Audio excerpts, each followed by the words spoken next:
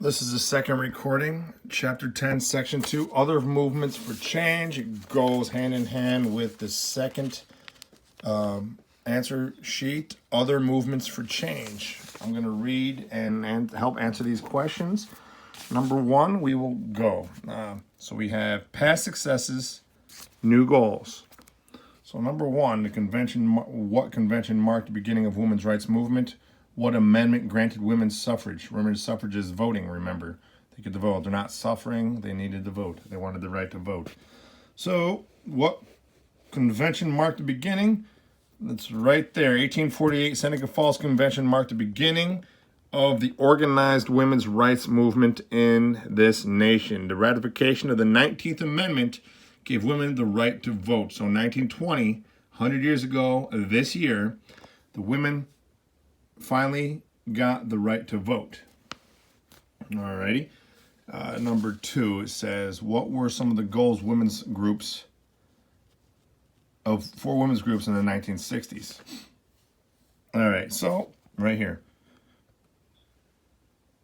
By the 1960s, women had exercised the right to vote for 40 years, yet women still had not achieved equal status with men economically and socially. Women's groups renewed demands for a variety of goals, including more job opportunities, equality of pay with men, and the end of discrimination based on sex. President Kennedy and Johnson appointed no women to major posts in their administration. Yes, in those years, fundamental changes occurred. All right, so any of the following could be goals that women wanted. I will read through all of them. The first one, more and more women entered fields that men had traditionally dominated, such as law, medicine, engineering, and the sciences. Actually, I already answered that question for you. The goals they wanted was equality, more pay, or equal pay. They didn't want to be discriminated against based on sex. So that answers the question on number two. Sorry about that, but I'm still going to read these bullet points.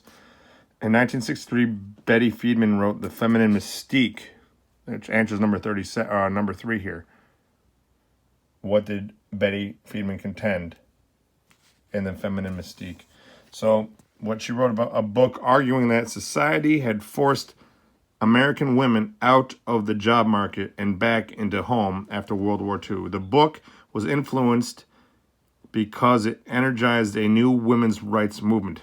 Friedman said that not all women were content with the role of homemaker and that more job opportunities could be open to women. So that answers number 3. Going back to number 2, because I might have screwed you up with my rambling. What were some of the goals that women's groups wanted in the 1960s? That's in the very first paragraph here by the 1960s. They wanted job opportunities, equality of pay with men, and to end discrimination based on sex. All right? So now we're going to move on to number 4. It says, examine the bar graph. All right? So we're looking at this bar graph here. If you look at the title, it says median. That's the middle or average, right? Income of men versus women in 1965 to 2015. How did the median income compare to that of men between 1965 through 2015? So if you look at it, what do we see here? Men is the lighter color bar. Women is are the darker color bar. So I looked at this, and the average median for 1965, women were paid on average $17,000 less than men. If you go down to 2015, women were paid on average $9,000 less than men. That's how I looked at that. And I mean, if you look, the women's pay has steadily increased with each decade. Men, I mean, they've increased, but not as steadily. Like, I mean, if you go look, 1965, you have about 43,000, and jumps up to 53,000 in 10 years, but then it dips in 85, but the women's keeps going up.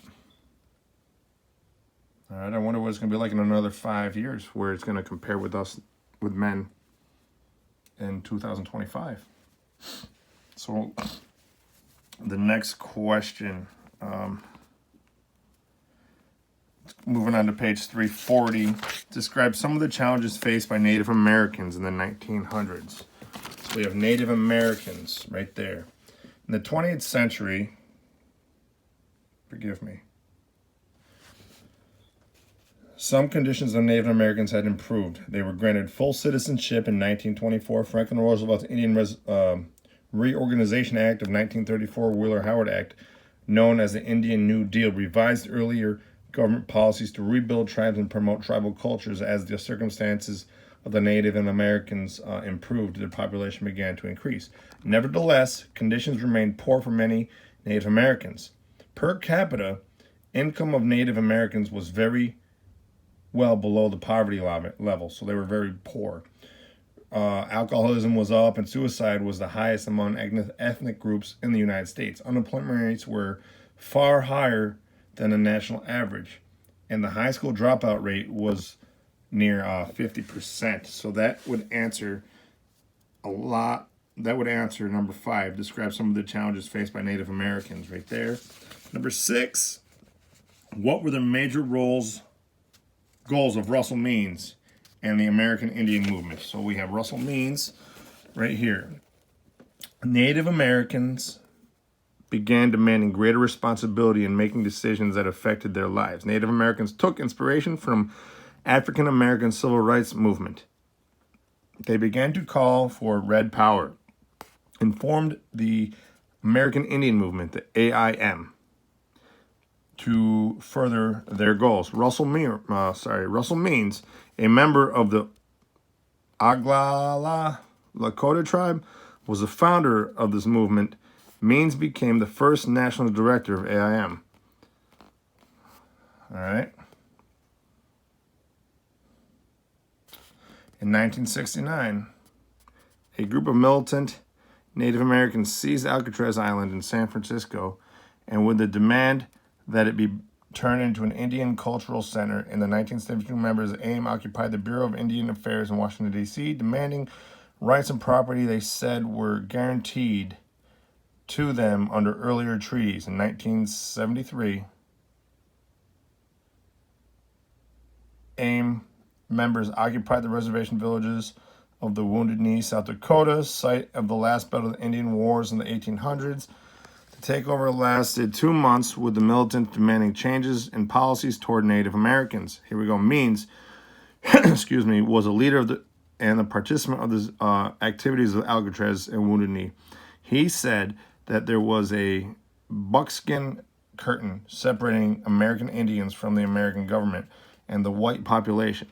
In his struggle for rights for American Indians, Means said that anyone who was born in the Western Hemisphere was a Native American, and that he and all the tribes were American Indians. Means also stressed that justice can be measured in the United States by how Native people are treated.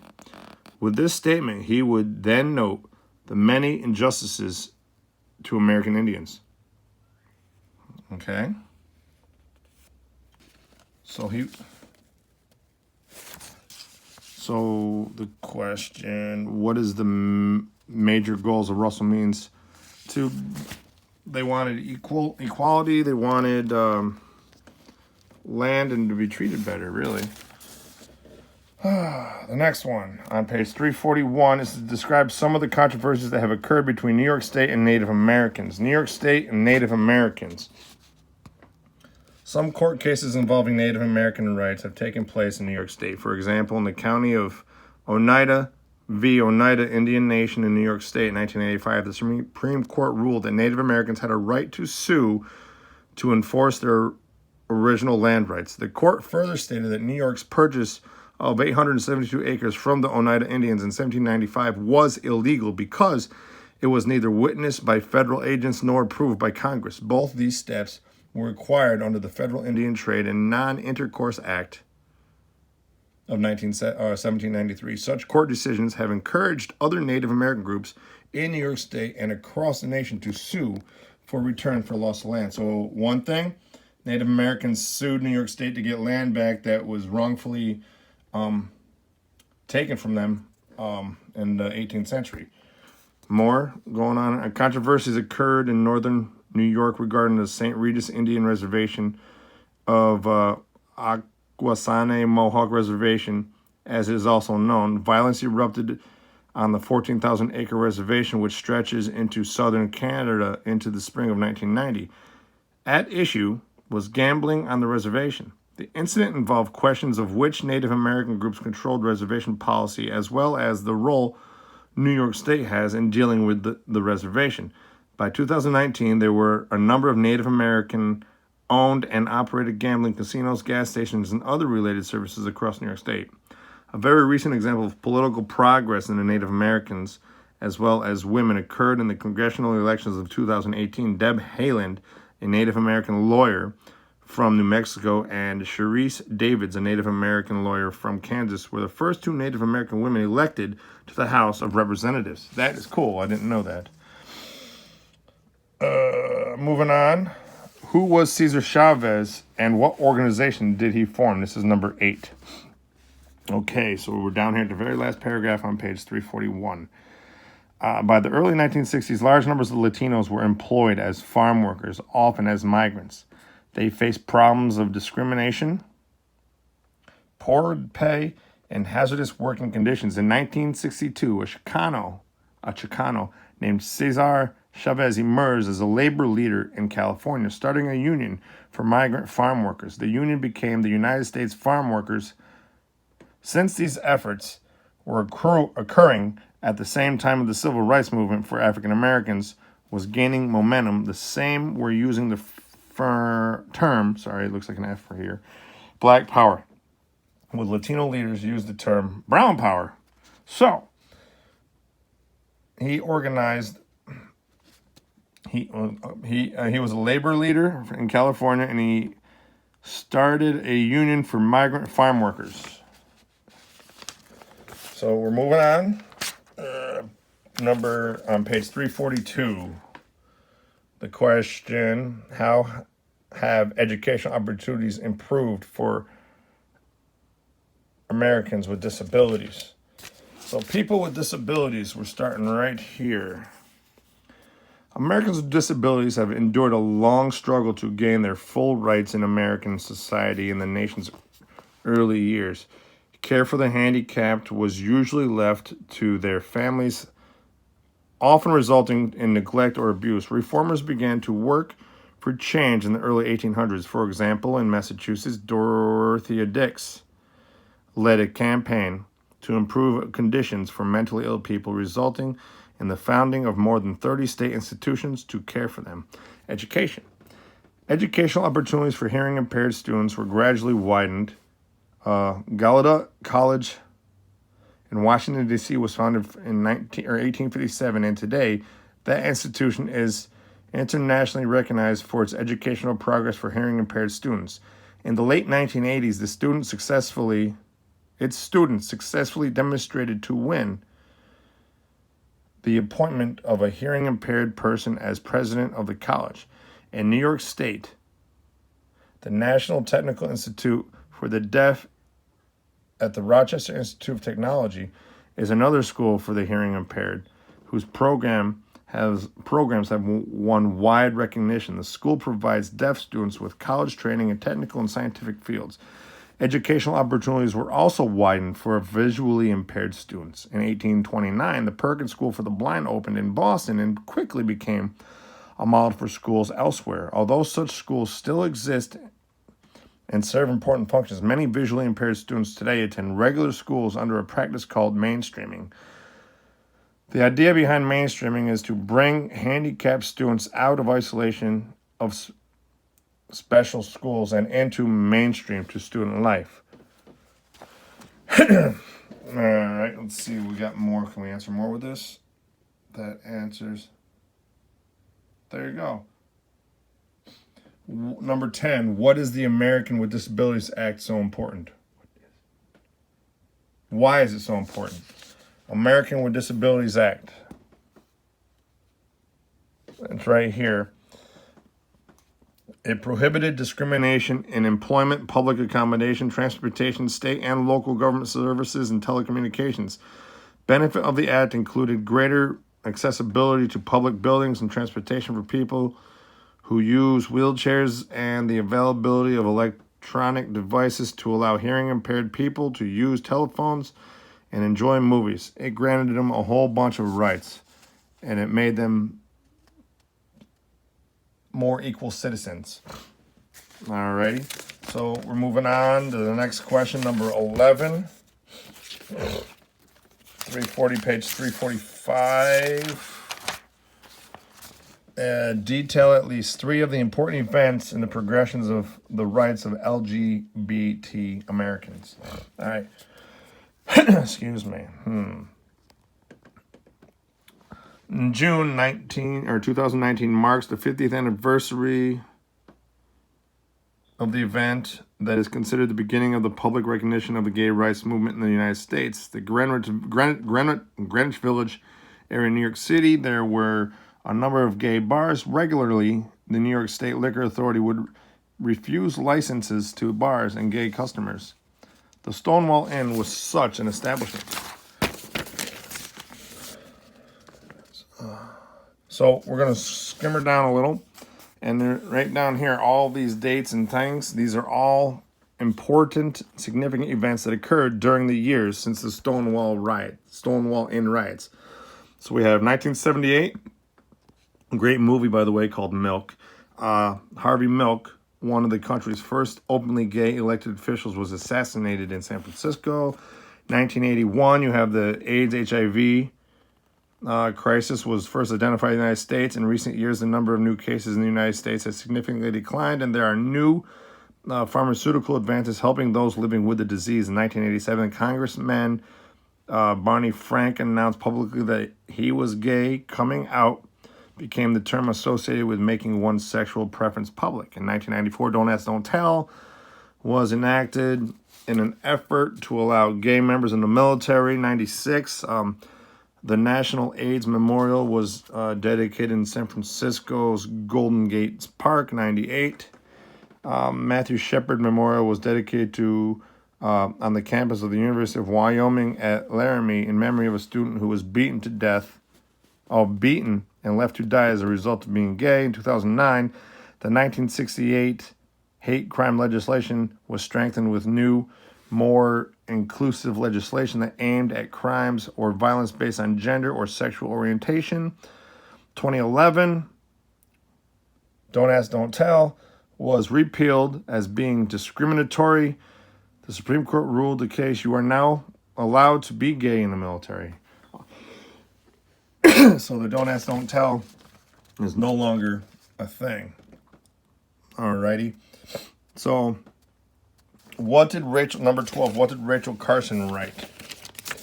She wrote a book called Silent Spring, which is right here. Which identified the hazard of agricultural pesticides. Carson was a writer, scientist, and environmentalist who brought the first widespread public attention to serious concerns related to air and water pollution. Her work inspired an environmental movement and legislation. It lists at least 2 of the major acts passed during the 1970s. All right, so we have the Air Pollution Act of 1970. We have the Clean Water Act of 1972. We have the Endangered Species Act of 1973. Those are all important acts that were passed in the 70s. All right.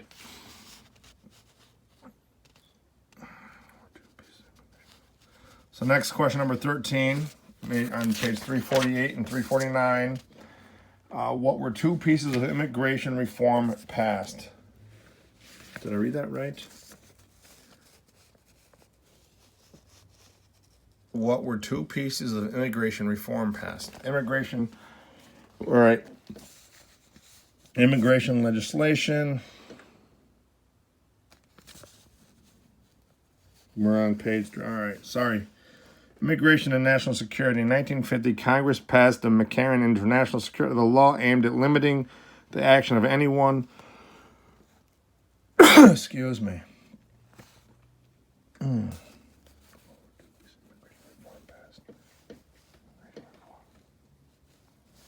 I'm sorry. I'm reading. I got lost. What were two pieces of immigration reform passed? We're here. Sorry. In 1950, Congress passed the McCarran International Security Act, the law aimed at limiting the action of anyone the government considered a threat to the security of the United States. The McCarran-Walter Act of 1952 restricted the immigration of persons from communist-dominated nations in Asia and Southern and Central Europe. President Truman vetoed the bill, but Congress passed it over his veto.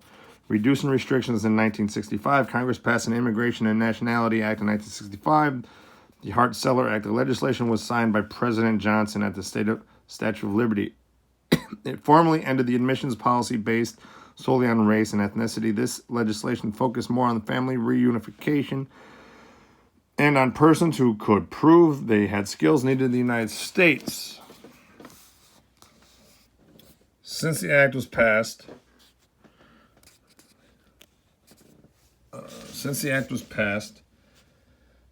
over 18 million new immigrants have come to the United States, many from Asia and Latin America. The act had been seen as an extension to the civil rights movement in the 1960s. The Immigration Act of 1990 reduced immigration restrictions even more by increasing the total number of immigrants who could enter the United States every year.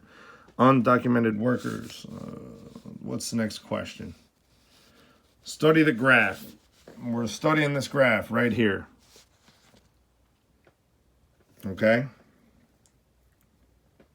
All right, so let's go back. I'm sorry.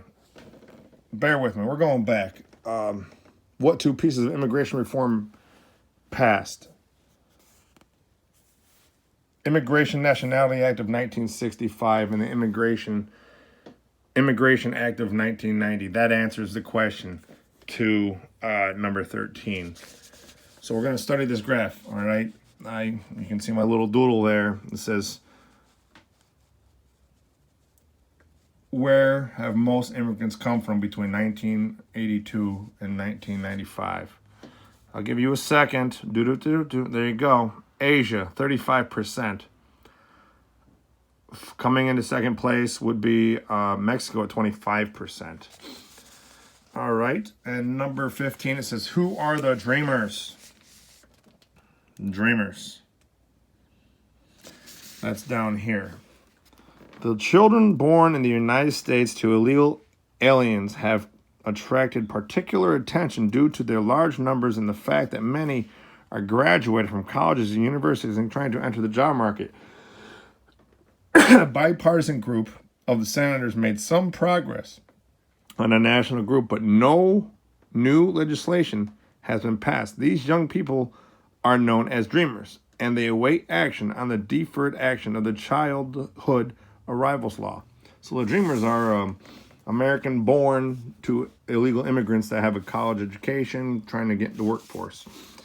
So the last question for this reading, how has President Trump attempted to deal with the problem related to immigration?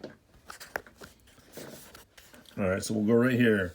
Since President Trump came into office in 2017, there have been an increased emphasis on problems related to immigration. The Trump administration has taken a very hardline approach to illegal immigrants. While a presidential candidate, Trump promised to enact a ban against Muslims entering the United States. Early in his presidency, he signed the executive order blocking immigration from 6 Muslim-majority nations. Lower courts halted the travel ban, but the Supreme Court upheld the partial limitation of immigrants from 6 countries and agreed to hear the case in the fall session of the court. The partial ban was upheld. Another one of Trump's campaign promises was to erect a new and large wall in the U.S.-Mexican border. and he claimed that Mexico would pay for it. Mexico has refused to do so, and Congress has been unwilling to authorize the funds that constructing the wall would require. The administration has also had to defend its policy of detaining those attempting to enter the United States in temporary camps and separating children from parents. So that ends the second portion of the reading. Sorry for my mess ups. That's all clear. If you have questions, you can call me anytime.